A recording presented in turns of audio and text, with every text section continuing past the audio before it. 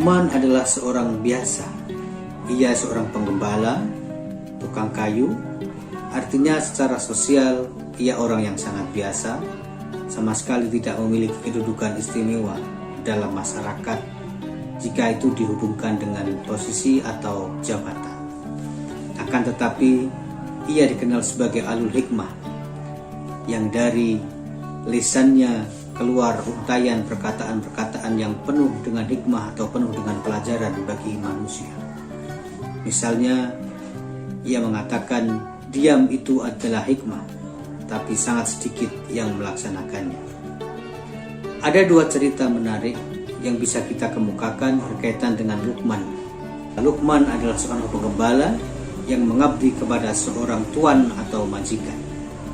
Pada satu hari, tuan atau majikan Luqmanul Hakim ini meminta Luqman untuk menyembelih seekor kambing. Juga memintanya untuk mengambil bagian daging terbaik dari kambing yang disembelihnya itu. Kemudian Luqman mengambil bagian yang berupa hati dan lidah, lalu diberikanlah kepada majikannya. Di lain waktu, Luqman juga mendapatkan perintah yang sama untuk menyembelih kambing.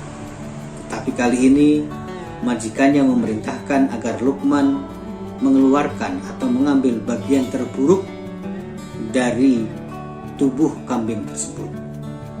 Ternyata Luqman melakukan hal yang sama, yaitu ia kembali mengeluarkan hati dan lidah dari kambing itu dan diberikan kepada tuan atau majikannya tersebut. Majikannya tentu heran. Dua perintah yang berbeda, tetapi jawabannya sama. Maka datanglah ia kepada Luqman, kemudian bertanya, "Wahai Luqman, ketika aku memerintahkan kepadamu untuk mengambil bagian terbaik dari kambing ini, engkau mempersembahkan hati dan lidah. Dan ketika aku memerintahkan kepadamu untuk mengambil bagian yang terburuk, engkau pun memberikan lidah dan hati kepadaku. Kenapa demikian?" Maka Luqman mengatakan, karena dua bagian itulah bagian yang bisa menjadi baik atau bisa menjadi buruk dalam kehidupan manusia. Atau hati itu bisa menjadi sangat baik, demikian juga hati bisa menjadi sangat buruk. Maka demikian juga dengan lidah. Lidah itu bisa menjadi sangat baik, bisa juga menjadi sangat buruk. Mendengar jawaban Luqman itu, majikannya sangat terkagum-kagum dan merenungi perkataan Luqman yang penuh hikmah tersebut. Cerita kedua adalah berkaitan dengan penghormatan dan rasa syukur. Kini Luqman bekerja kepada orang yang berbeda. Pada satu ketika, tuan atau majikan Luqman mendapatkan hadiah berupa semangka dari seorang kawannya. Buah semangka itu kemudian dibelah, sebagian diberikan kepada Luqman dan sebagian akan dimakan sendiri oleh majikannya.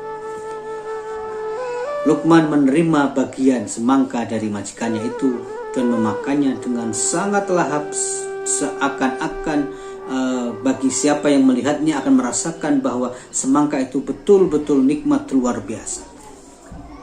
Melihat Luqman menyantap semangka itu dengan lahap dan nikmatnya, sang juragan kemudian tergerak untuk melakukan hal yang sama. Maka dia lalu membelah bagian semangka yang menjadi bagiannya dan kemudian memakannya. Tapi betapa dia terkejut, ternyata semangka itu begitu pahit dan sama sekali tidak manis. Maka dia bertanya kepada Luqman, "Hai Luqman, apakah semangka yang kau makan berbeda dengan semangka yang aku makan?" Luqman menjawab, "Tidak, tuanku. Semangka yang sama kita makan. Yang ku makan adalah bagian yang Tuhan berikan yang dibelah dari satu semangka yang sama.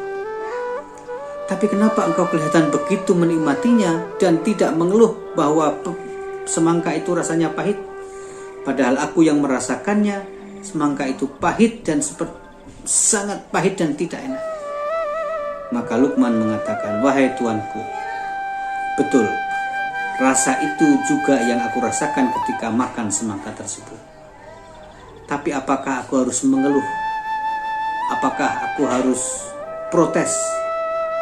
Karena rasa pahit itu padahal engkau mempersembahkan semangka itu dengan penuh rasa cinta kasih dan penghormatan kepadaku. Demikian juga tidak ada alasan bagi kita untuk bersyukur terhadap apapun yang diberikan oleh Allah kepada kita, termasuk semangka yang rasanya pahit tadi. Sahabat Islam aktual, sang majikan pun tergeleng-geleng dan kemudian merenung panjang atas apa yang disampaikan oleh Luqman itu. Demikian, mudah-mudahan bermanfaat.